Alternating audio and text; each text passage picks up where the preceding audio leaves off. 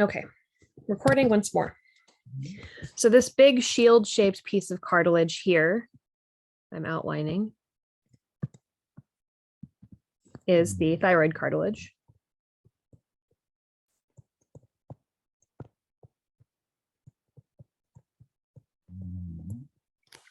And then this is the front of the cricoid cartilage.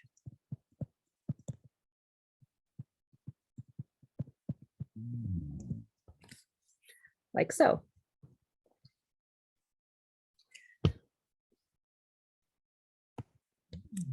So going to another image.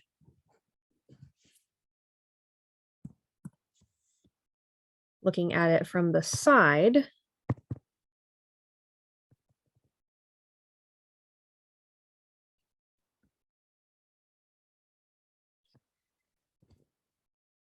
We can see this is basically a cut lateral aspect of it. So this is the thyroid cartilage. And this is the cricoid cartilage. And then you can see the vocal cords stretched between. And they're attached to something that's on your list, or not on your list, but it is here. So I'll just point it out, called the arytenoid cartilage. So the arytenoid cartilage is attached to your vocal cords, and that they sort of pivot in response to your vocal muscles, and that changes the tension on your vocal cords to allow you to produce different sounds.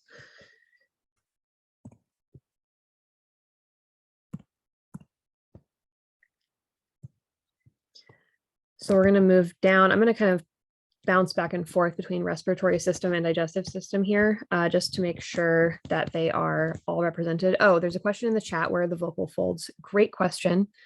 So for that, let's look at this picture. So your actual vocal cords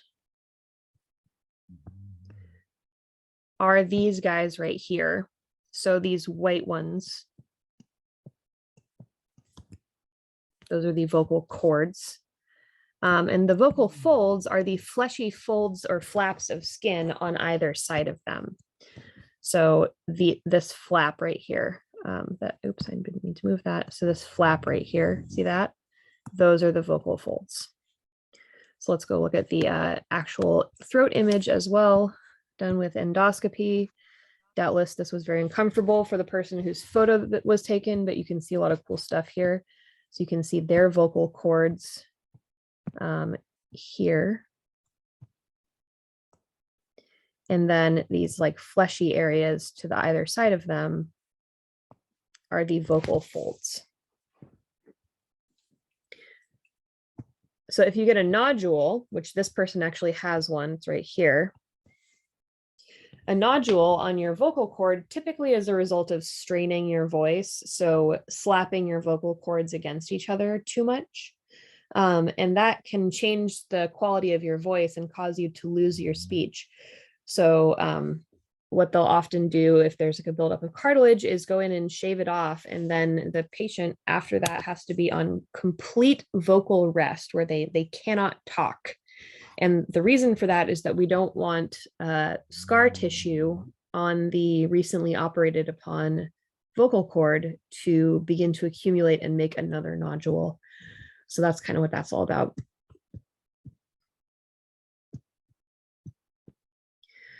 So let's look at. I had a question. Yeah, go ahead. You're really, really quiet. I can't hear you very well. Okay, I just had a question. I was confused because of the email you sent this morning. So I'm wondering if that applies to the other lab class. It does. So I'm going to apply it to every. Sorry, I'm hearing myself. It's hard to talk. You will still have lab because Christina Wallace isn't sick. It's just me that has COVID. But everybody's lab test will still be online because it wouldn't be fair to apply one testing standard to one group of students and a different testing standard to another group. Does that make sense? Okay, yeah. Yeah, okay. so the test will be the same for everybody. Yeah, no, great question. The test will be the same for everybody, but you should still show up for lab because she will be there. It's just me that's sick. Just for today, right? And then Wednesday just for today. Online. Yeah, the test will be online. Yeah. All right, good questions. So let's look at the bronchial tree.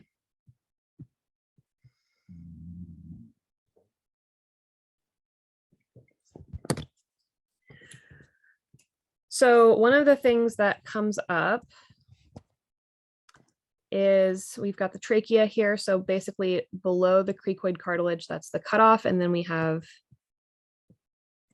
trachea. Excuse me, cough syrup wearing off. And then once it splits here, that's the end of it. So after the split, we have a left and a right primary bronchus. And so these are the main airways that enter your lungs and your lung tissue. And then after the primary bronchus, there's another split. So each of these would be a secondary bronchus. So secondary, secondary. So the way that they're named is just how many splits have occurred since the trachea. So if there's one split, it's a primary. If there have been two splits, as in the areas I circled, those are going to be secondary bronchi, and so on and so forth. With the, excuse me, with the, speaking of vocal rest, with the lab practical being online and using images, one thing that tends to happen, because I'm using images from the textbook, is that instead of studying, students will just open their textbook to the page of the image. But not everything that's labeled on the image is stuff that's on your list. So for example, if I highlight this passage like so, and the question says identify the passage, and you'll notice that it's only highlighted between the tracheal bifurcation and where it splits next.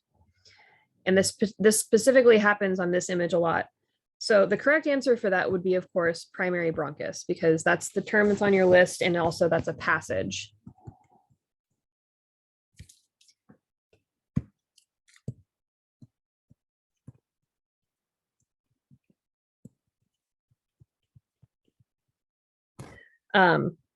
But what I get a lot for this question is root of lung. And the reason for that is that this little sort of ring-shaped thingy and this stick on your textbook image says root of lung. If you were to read the description of the root of lung, which is the mistake that these students that put that for an answer make, they don't read the description. They're just like, it must be that, and they don't consider whether it's on their list or read the textbook description. Root of lung is just the area on the lung where the bronchus enters the lung. So it has nothing to do with the bronchus directly, and it's also not a term that is on your list or fair game for testing. So remember, keep your list out, since you have the luxury of having it this time for this test, and make sure that the terms you're supplying are matching the ones on the list. So this would be an example of a time when you would want to do that. Okay. So we're going to bounce back to the digestive system. And that's going to round out about all that we have as far as the rest of our lab stuff, which is great.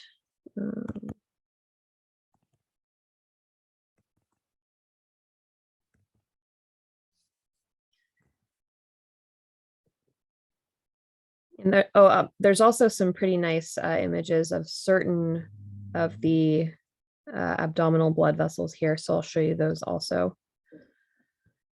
But what I'm searching for specifically is this image.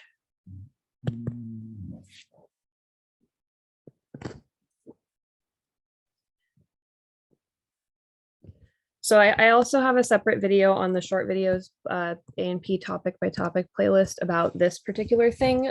So it's called Tour of the Biliary Tree. So that I highly recommend checking it out, because similar to that whole root of lung deal that I was describing, the biliary tree is one that students tend to really mess up, even though it's on the practicals on images that you've seen before. For whatever reason, students just struggle with this. So I'm trying to be extra careful about how I talk about it and explain it so that you understand that it's a risk, but as long as you do your due diligence, you should be okay.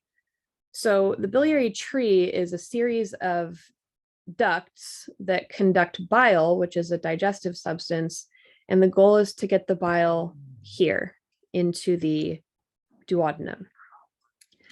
So this guy right here is the gallbladder.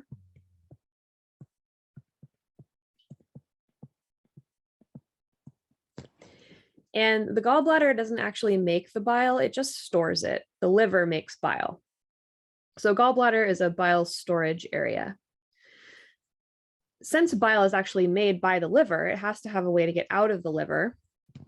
So you'll notice that there's two green ducts here, one on the left and one on the right. And those are respectively the left and right hepatic ducts.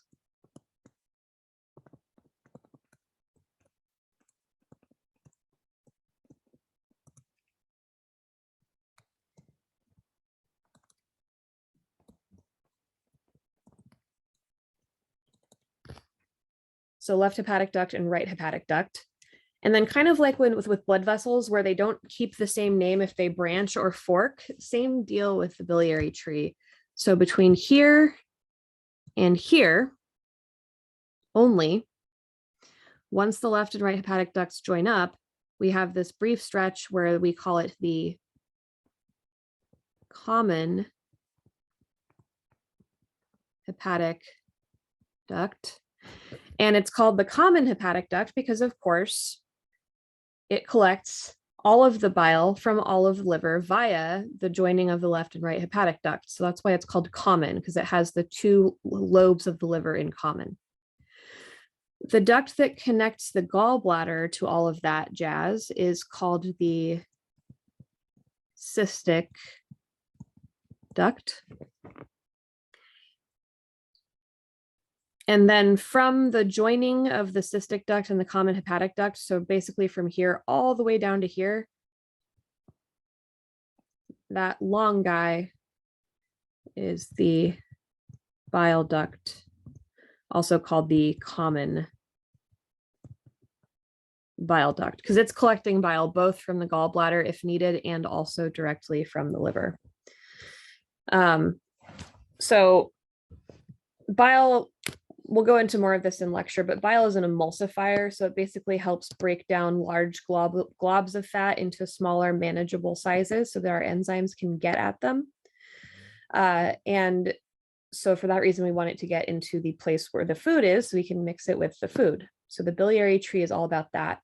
If bile sits in your gallbladder for too long, it begins to crystallize and form gallstones. And those can get lodged anywhere in this biliary tree and they cause intense pain.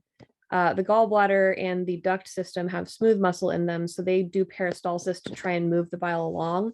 But if you have a stone stuck in there, the peristalsis contractions basically are contracting against a stone and it hurts a lot. I don't know if anybody in here has had a gallbladder attack or gallstones ever, but it's quite unpleasant for those who suffer from them. And it's also one of those things where depending on how it presents in the emergency department, usually what happens is a person will eat a meal, specifically a meal that contains fat, because fat is the trigger for releasing bile. And then between 20 and 30 minutes after they've eaten that fatty meal, when their gallbladder is trying to eject bile to help with the fat, they have really severe rhythmic and spasmic right upper quadrant pain after eating a fatty meal. And that's a sign of a gallbladder attack and gallstones. So the more you know. For some reason, and I'm not sure why, probably just because growing another entire person inside of you is quite a task. Pregnancy tends to predispose women to gallbladder issues and attacks at higher rates than men. So, like, for example, my mom had her gallbladder removed after having me and my brother because during and post pregnancy, her gallbladder issues became so bad that they just decided to take it out. So that's a weird consequence of pregnancy for whatever reason. If you get a gallbladder removal surgery, which is what they do in cases like that, it basically just means that you don't have a gallbladder or don't have a gall storage or bile storage area anymore. So you can still make bile and you can still use it because the left and right and common hepatic ducts are left alone. It's just that you don't have this emergency backup stash of bile from the gallbladder.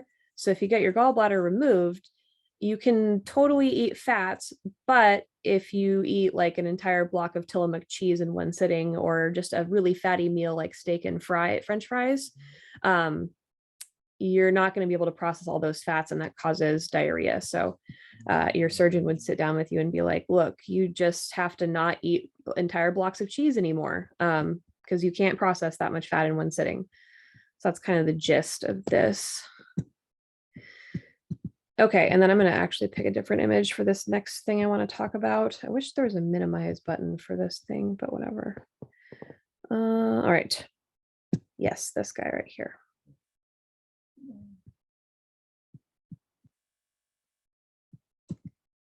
So, see this little nubbin on the inside of the duodenum?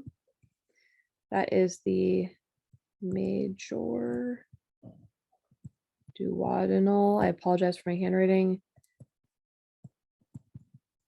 papilla. So papilla means nipple. Anything that looks vaguely nipply is going to be called the something something papilla. And so this is the major duodenal papilla. So it looks like a fleshy sort of, oops, let's move that back. A fleshy nubbin on the inside of the duodenum.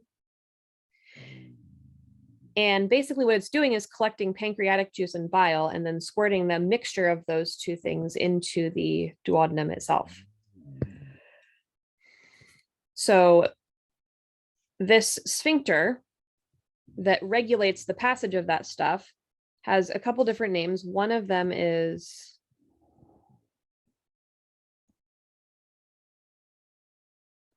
the hepatopancreatic sphincter. The other name is this is the name I like because it's fun.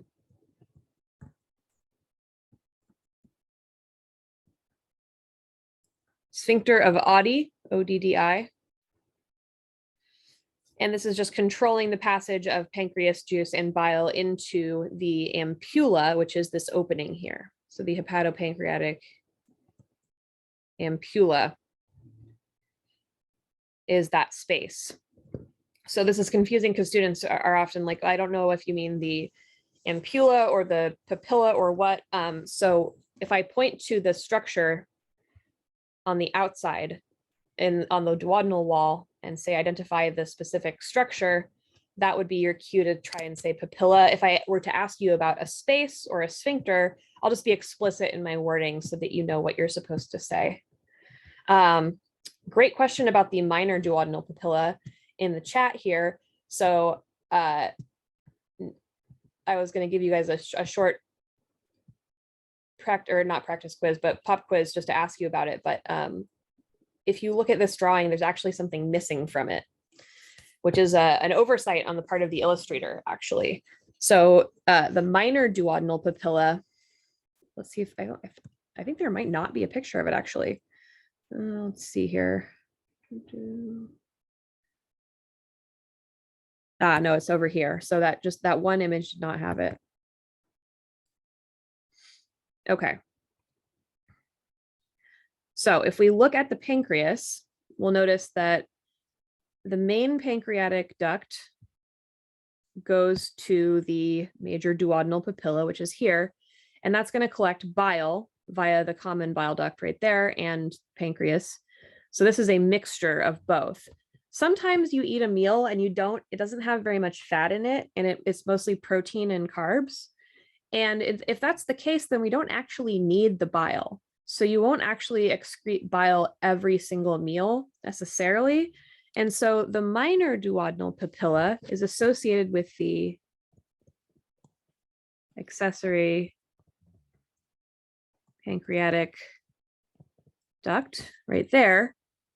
And it has its own little papilla, which is the minor duodenal papilla.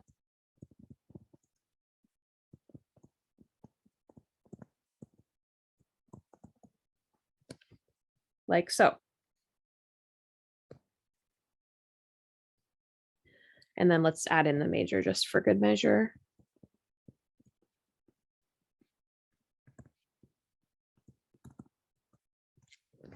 There we go. So once we kind of dig more into the digestive system as far as lecture stuff goes, you'll have an easier time understanding this. But the basic idea is that not all of the meals that you eat will have the same macronutrient contents. And so because sometimes you might not actually need to secrete any bile, we just have this kind of accessory like backup duct where we can only dump pancreas juice into the duodenum, and we don't have to do bile also, if that makes sense. But it's interesting that they chose to illustrate it correctly here and it's not illustrated in that other image. So if I ask about any of that, it'll only be on this picture.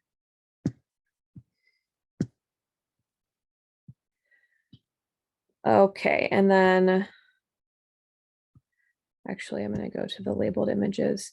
One thing that students sometimes have a hard time finding is the mesenteric blood vessels. And it's usually because they're only looking in the blood vessel chapter and not in the digestive system chapter. But there's really nice examples of it here. So I just wanted to take a moment to point those out. So this is a great picture of both.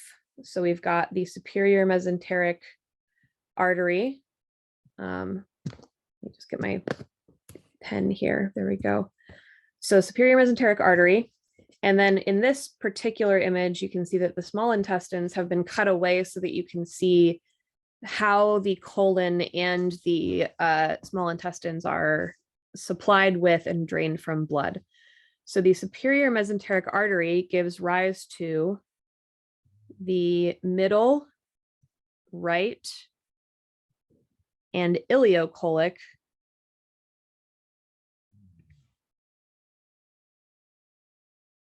arteries. And unfortunately on this image, ileocolic artery is not labeled for whatever reason, even though it's present. So you can see, I'm going to highlight it here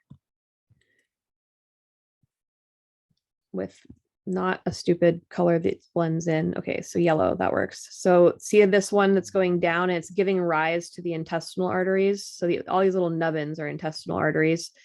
But this guy right here, as you can see, is going to supply via the intestinal arteries, both the ileum and the colon, specifically the cecal area. So that's the ileocolic. Does that make sense to everybody? It's named for what it supplies blood to. And then over here in inferior mesenteric artery territory, we've got left sigmoid. So it's supplying the sigmoid artery. See, they're supplying the sigmoid colon. So left sigmoid. And then this guy, which is the superior rectal. So it's called rectal here, but it's really the superior rectal because there's an inferior one as well. So if you were kind of confused and looking for where to find those, this is a fantastic image. And then you can see the veins are much the same. So we've got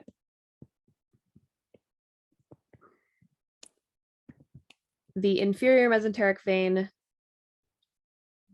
draining the left colic vein, and then the sigmoid veins. The venous system over here is much less uniform across people. So it can look a lot of different ways, but generally speaking, there is a findable left colic vein and sigmoid veins in every person. It's just that the specific webby pattern is not always identical from person to person. And then over here, the superior mesenteric vein we've got middle, right, and ileocholic in the same pattern as the arteries. And then they actually don't go right into the inferior vena cava, as you can see from this. My Zoom panel is in the way, I'll just move it. So you can see that they actually both drain into the hepatic portal vein. So I'm going to switch images to show you the hepatic portal vein in a little bit better detail, because it's a vein that can be tricky for students to understand unless, oops, it's explained properly. Where's the picture I want for that?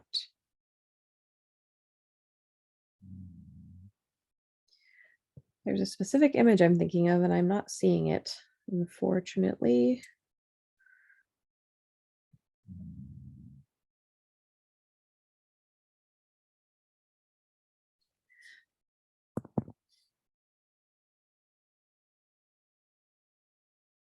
Okay, so this is a cut image and I'm not in love with it, but you can kind of see some stuff. Oh, and then I think Rasha was actually asking about the round ligament. So here you can see the little round ligament poking off.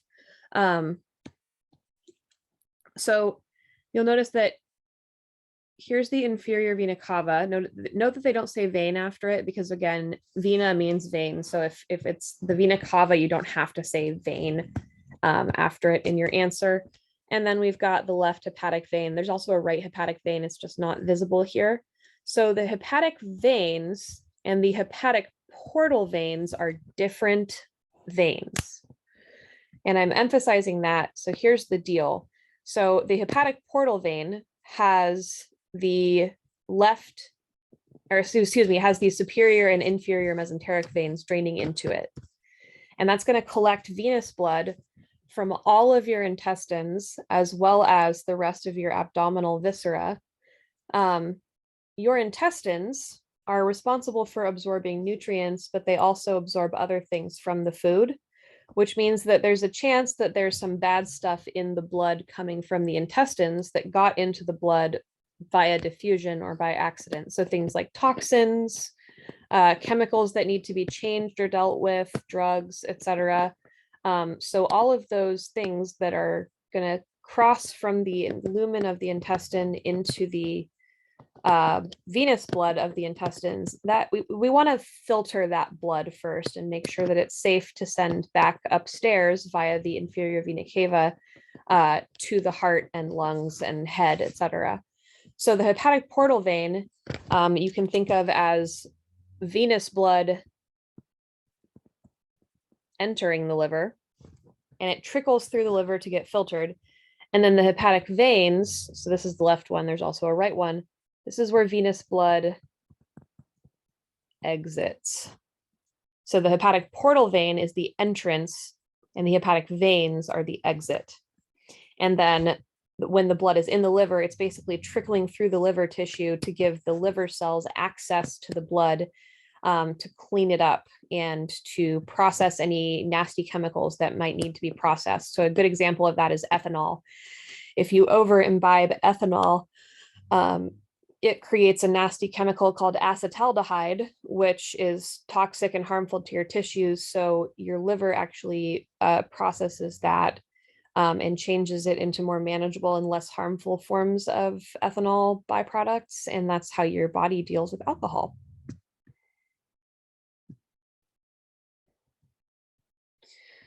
Okay, and does anybody have any questions about the hepatic portal stuff? I know it's a little bit confusing, but hopefully the sort of entrance and exit idea helps. But that's about all of the stuff that's going to be on your practical. So as you can see here, I have images that are unlabeled. And this is basically what I'm going to use for the test. So it's going to be mostly the same images that you see when you open your textbook, but without labels, and I'll be indicating something and asking you about it. And as usual, I'm going to be asking with like very specific verbiage where I'm like trying to get you to say something like, so cell, identify the space or identify the blah, blah, blah. So you won't be flying blind as to what you're supposed to say.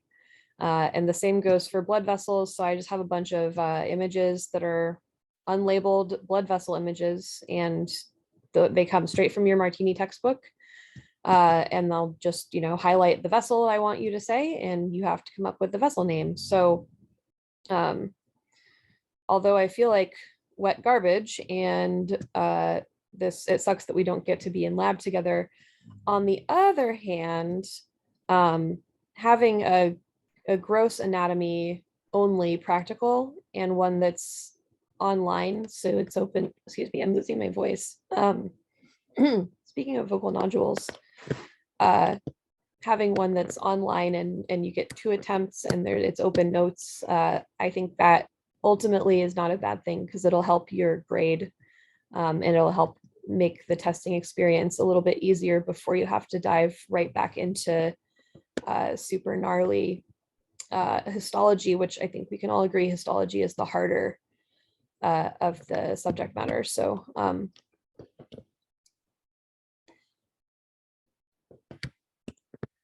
good question, Jamie. It's going to be 2 attempts and the average of the 2. So basically just like the lecture. Also, just I'll send a message around about this, but it bears repeating that